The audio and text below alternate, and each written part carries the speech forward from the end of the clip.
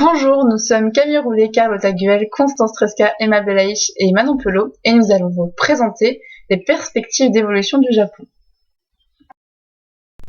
Le Japon est un pays insulaire d'Asie-Pacifique.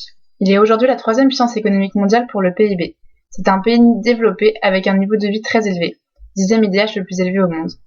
Le pays a également la plus longue espérance de vie au monde. Malgré un fort déclin démographique et un très fort poids de la dette, le pays semble être très stable. Il bénéficie encore de sa façade maritime très attractive qui lui permet d'exporter des produits à haute valeur ajoutée. Ainsi, ces informations portent à penser que le Japon restera en 2025 un pays stable et même plus stable qu'aujourd'hui car les Japonais ne sont pas encore totalement remis de l'accident de Fukushima. Toutefois, le Japon semble être face à de nombreux potentiels risques aujourd'hui qui pourraient modifier la situation de stabilité du pays. En effet, le Japon fait aujourd'hui face à une dégradation de la situation économique. De plus, il est de plus en plus touché par des problèmes liés au vieillissement. On constate également des tensions internes entre le pouvoir et la société, avec notamment des désaccords autour du nucléaire et de la relance de la politique militaire. Enfin, les relations du Japon avec ses pays voisins sont de plus en plus tendues. Malgré une légère reprise conjoncturelle, la situation économique du Japon se révèle bien fragile. La crise du secteur bancaire des années 2000 a obligé le gouvernement japonais à mettre en place une restructuration de la totalité du système bancaire. Une politique de nationalisation et de concentration des banques est privilégiée. Le gouvernement a agi trop tard, ce qui handicape l'ensemble de l'économie encore aujourd'hui. La dépendance extérieure est très élevée. 94% de l'énergie est importée. Bien que ce soit un pôle de la triade, il assume seulement 5% du commerce mondial et le pays ne représente que 6% des exportations mondiales. Enfin, la politique de relance mise en place à partir de janvier 2013 n'a pas permis au Japon de se remettre sur pied. La politique d'assouplissement monétaire a fortement renforcé la dette du pays et donc l'augmentation du risque souverain. De même, bien que le Japon soit l'un des pays qui connaissent une croissance positive proche de 1%, son taux de croissance a diminué. L'économie explique aujourd'hui en grande partie la santé économique du pays. Elles ont eu un impact controversé que ce soit au niveau économique ou social. La réforme fiscale s'est traduite par la hausse de la TVA ainsi que la réduction des dépenses publiques qui ont entraîné une paupérisation de la société. 16% de la population vit aujourd'hui sous le seuil de pauvreté et la consommation des ménages est en danger. La réforme monétaire et budgétaire a permis de lutter contre la déflation. S'y est ajoutée une dévaluation compétitive de la monnaie pour favoriser l'exportation. Ces mesures ont permis une hausse de l'inflation, mais subsiste le problème de la dette et du déficit public. Il est difficile de penser que la situation du Japon va s'améliorer rapidement. La reprise économique conjoncturelle n'est pas synonyme de reprise structurelle. Au niveau démographique, le Japon est caractérisé par deux tendances qui menacent la société. En effet, on assiste depuis plusieurs dizaines d'années à une décroissance importante de la population. On estime ainsi qu'en 2053, la population japonaise diminuera annuellement de plus de 1000 millions d'habitants. D'autre part, la population japonaise vieillit d'année en année.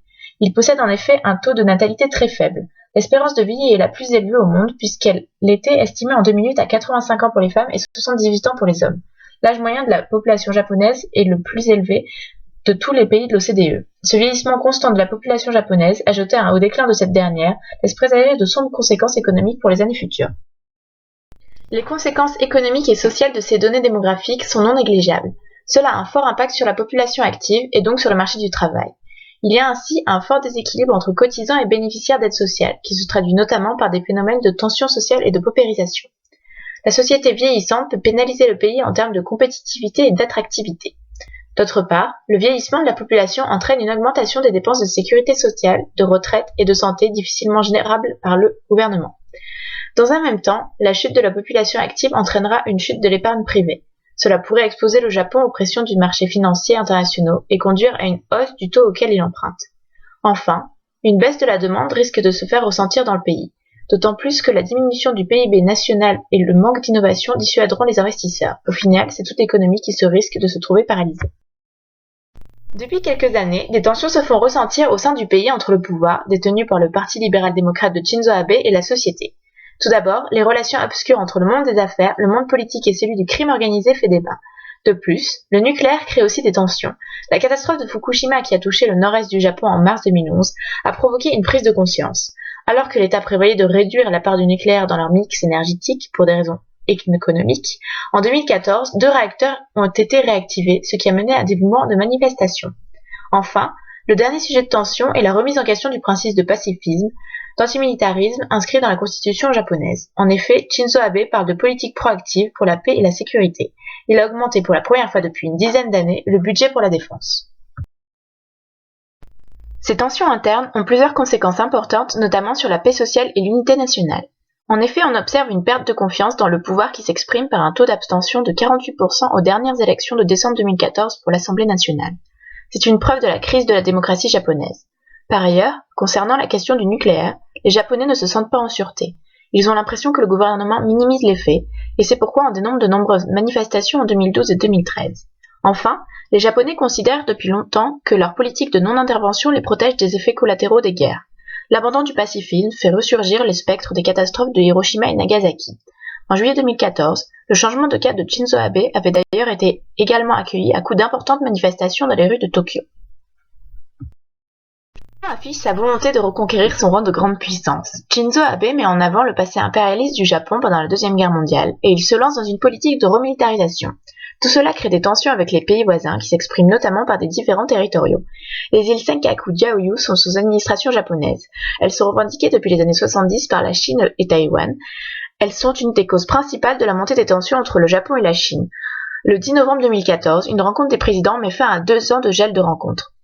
Les îles Takeshima Tokdo deviennent coréennes à la fin de la Deuxième Guerre mondiale, mais ceci est contesté par le Japon depuis les années 90 car les îles n'apparaissent pas dans le traité de San Francisco. Enfin, l'archipel des Kouriles est revendiqué par le Japon au nom du traité de 1855. La Russie le revendique elle car elle était rattachée à l'URSS à l'issue de la Seconde Guerre mondiale. Les tensions ont des conséquences non négligeables. Elles ont tout d'abord des conséquences sociales. En 2012, les Chinois ont manifesté pour que le Japon restitue à la Chine les îles Diaoyu Senkaku.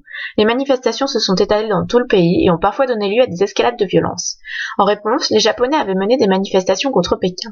Le secrétaire d'État américain à la Défense avait alors parlé d'un possible conflit armé entre les deux nations. L'industrie nippone est obligée de réduire son activité en Chine lorsque de tels mouvements sociaux se déclarent. De plus, le Japon cherche sa place sur la scène internationale, mais est handicapé par des relations explosives avec sa région. Les pays voisins voient d'un très mauvais œil la remilitarisation du pays, d'autant plus qu'il fait écho au passé impérialiste du Japon. Ce dernier refuse de reconnaître les erreurs de son passé, cela entrave ses relations internationales, d'autant plus que le soutien des États-Unis n'est plus ce qu'il était. Pour pallier aux problèmes démographiques, nous avons identifié 2 orientations distinctes. Pour répondre aux problèmes de main-d'œuvre et rester compétitif, le Japon mise sur une politique axée sur l'innovation. La robotisation et l'automatisation semblent alors être une alternative possible. La féminisation du marché du travail paraît être une autre option acceptable. De plus, en juin 2014, le gouvernement japonais a annoncé sa volonté de maintenir sa population à 100 millions d'habitants dans 50 ans. Il semble envisager des mesures natalistes.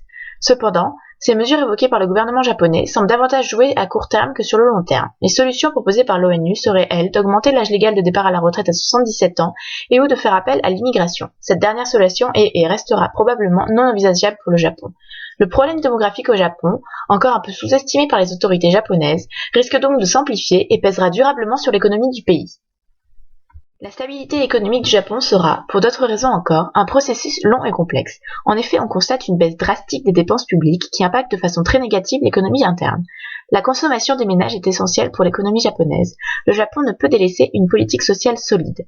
Il faut accélérer les efforts pour revitaliser l'économie. Le bilan des Abenomics est si peu probant que Shinzo Abe a annoncé un nouveau paquet de financement. Pour la stabilité du pays, il faudrait plutôt réformer le secteur de l'agriculture et du marché du travail.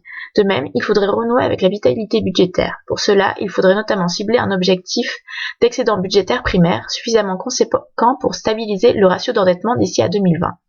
La dépendance économique est un véritable obstacle pour le Japon. Certes, les ventes à l'étranger ont été stimulées, mais beaucoup moins qu'attendu. Le Japon doit continuer dans son optique d'ouverture à l'international par l'intégration économique grâce à la mise en place d'un partenariat transpacifique avec les USA. Les tensions internes semblent à terme pouvoir s'apaiser.